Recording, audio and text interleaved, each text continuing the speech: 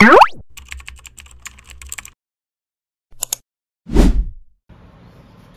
नमस्ते। ल आज फेरि म अर्को सानो टपिक लिएर आएको छु, इकोनोमिक अर्डर क्वान्टिटी। यो 1 मार्क्समा चाहिँ 100% स्योर क्वेशन नम्बर 11 मा चाहिँ सधैँभरि 1 मार्क्समा आउँछ र क्वेशन नम्बर 18 17 को ए या 18 को ए मा चाहिँ तपाईको यो र म्याक्सिमम स्टप लेभल जुन अगाडिको भिडियोमा मैले भनिसकेको छु त्यो र यो मध्ये चाहिँ दुईटै आउने सम्भावना हुन्छ। कहिले त्यो आउँछ कहिले यो आउँछ है त।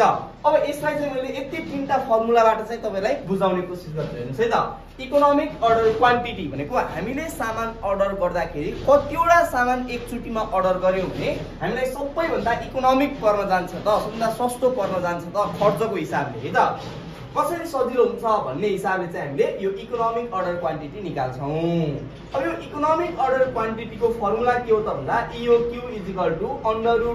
=2AO/CO है त।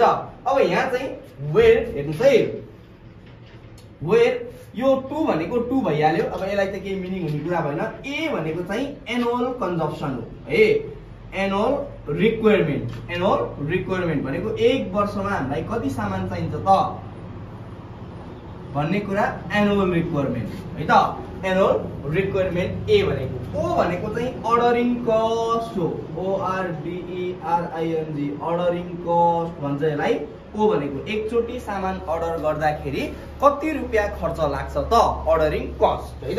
अनि यो सी भनेको चाहिँ carrying cost, CARRYING carrying cost. अब यो क्यारिङ कस्ट भनेको के हो त भन्दाखेरि सामानलाई हामीले ओसार पसार गर्दाखेरि टुटफुट हुन्छ नि त हैन, टुटफुट हुन्छ, नोक्सान हुन्छ, त्यसलाई एकदम जतन गरेर ल्याउनु पर्यो, क्यारिङ गर्नु पर्यो। त्यसको लागि छुट्टै के हुन्छ खर्च लाग्छ। त्यो क्यारिङ कस्ट कति लाग्छ त भनेर हामीले यो तीनटा कुरा जान्छौँ। EOQ भनेको इकोनोमिक अर्डर क्वान्टिटी भइहाल्यो, ए भनेको एनुअल रिक्वायरमेन्ट, ओ भनेको अर्डरिङ कस्ट, सी भनेको क्यारिङ कस्ट। अनि नम्बर अफ अर्डर कसरी निकाल्ने त? Number of order n A divide by EOQ। एक वर्षमा चाहिने सामानलाई EOQ ले डिभाइड गरेपछि नम्बर अफ अर्डर आउँछ। अनि कहिलेकाहीँ टोटल खर्च निकाल्नु पर्यो भने √2AOC सबैलाई एक ठाउँमा राख्दिने हैन।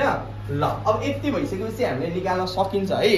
अब एउटा क्वेशन हेर्नुस्, मैले तपाईहरुलाई क्वेशन एउटा मज्जाको क्वेशन भनिदिएपछि तपाईहरुले मजाले निकाल्न सक्नुहुन्छ। ल अब क्वेशन नम्बर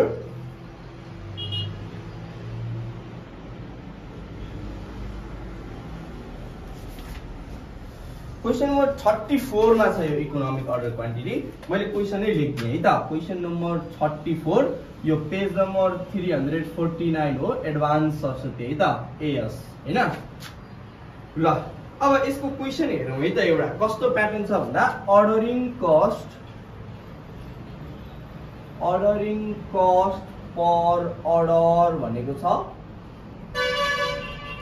300 रुपैयाँ।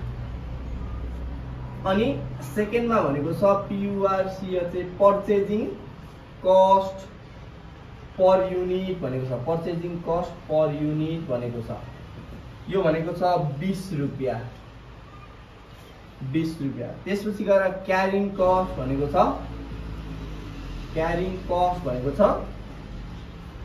10%। अनि एनुअल रिक्वायरमेन्ट भनेको छ एनुअल REQUIREMENT रिक्वायरमेन्ट भनेको छ 30,000 युनिट। ल है त। अब क्वेशनमा सबै सिधा छ। ल हेर्नुस्, सबैभन्दा पहिला हामीलाई एनुअल रिक्वायरमेन्ट ए भन्ने दियो हो, अनि अर्डरिङ कस्ट भनेपछि हामीलाई ओ दियो हो। अब सी चाहियो, सी चाहिँ यहाँ पर्सेन्टेजमा दिएको छ। ल हेर्नुस्, जहिले पनि क्वेशन आउने यही प्याटर्न हो है। सी चाहिँ केमा दिएको छ? पर्सेन्टेजमा। अब यदि सी पर्सेन्टेजमा दियो भने के गर्ने? हामीलाई चाहिने भन्दा बाहेक फाल्टु जुन छ नि, ए कुन फाल्टु छ? पर्चेजिङ कस्ट भन्ने, ए खरिद गर्दाको खर्च भनेर त्यो फाल्टु छ नि हो, त्यसैमा हामीले के गर्ने? क्यारिङ कस्ट निकाल्ने। त्यसैमा के गर्ने? क्यारिङ कस्ट निकाल्ने। अब यहाँ हेर्नुस् है त, मैले सरसर लेखेँ A = 30,000 युनिट हो 30,000 युनिट। ओ भनेको कति आरएस 300। अब सी भनेको कति रहेछ 20 × 10/100 गर्दा 2 रुपैयाँ रहेछ। यही हो हामीलाई मेन जान्न पर्ने सी निकाल्न है त। अब सबै कुरा आयो त। अब फर्मुला लगाइदिनुस् EOQ = √2AO/C।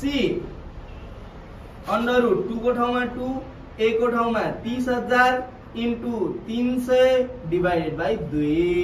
ल यो सबै क्याल्कुलेटरमा हान्दाखेरि गुटुङटुङ लाएर कति आउँछ त भन्दाखेरि 90। यो 2 र 2 काट्यो, 90 लाई तल ल्याउँदाखेरि 3000 युनिट आयो। ल हेर्नुस् एन्सर आयो EOQ आएन आयो। अब हामीलाई अर्को के चाहियो EOQ आइसकेपछि अब हामीलाई के चाहियो भेटे है मैले यो नम्बर अफ अर्डर चाहियो। ल नम्बर अफ अर्डर को फर्मुला के हो रे A / EOQ। A भनेको कति छ 30,000 छ डिवाइडेड बाइ EOQ 3000 छ कति आयो 10 टाइम्स आयो। कतिचोटि अर्डर गर्न पर्छ एक वर्षमा 10 चोटि अर्डर गर्न पर्छ। सक्यो त बा अरु केही छ छैन। ल यति गरेपछि हामीलाई चाहिँ सकिन्छ। अरु त्यस्तो क्वेशन गाह्रो वाला क्वेशन मैले केही पनि देख्दिन यहाँ। तपाईहरुलाई कुनै लाग्यो भने तपाईहरुले अब प्र्याक्टिस गर्नुस्। कुनै क्वेशन गाह्रो लाग्यो भने के गर्नु होला भन्दाखेरि कमेन्ट गर्नु होला है त। कुनै क्वेशन कहीँ अन्तबाट भेट्नु भयो भने। अनि यो सुरुमा एउटा क्वेशन छ हेर्नुस् त if number of order is 6 times भनेर n दिएको छ है। जस्तै मैले यही मेटाएर यसो त्यो पनि गर्दिन्छु किनभने 1 मार्क्समा आउने क्वेशन सधैँभरि यही हो है। 1 मार्क्समा सधैँभरि यही आउँछ if number of order n = 6 times हैन। त्यसपछि गएर economic order quantity EOQ = 3000 kg भनेर दियो। अनि सोध्यो हामीलाई A सोध्यो है। हो यो 1 मार्क्समा आउने क्वेशन हो है। 1 मार्क्समा आयो भने सिधै गर्दिने n = A / EOQ। यो फर्मुला लगाउनु हो n 6 छ अनि A चाहिँ हामीलाई थाहा छैन डिवाइडेड बाइ यो कति छ 3000 छ हो। अब A कति आउने भयो क्रस गरेर A = 18000 युनिट आउने भयो। 1 मार्क्समा चाहिँ यस्तै सोध्छ है त जहिले पनि। ल अब तपाईहरुले गर्न सक्नुहुन्छ। Thank you.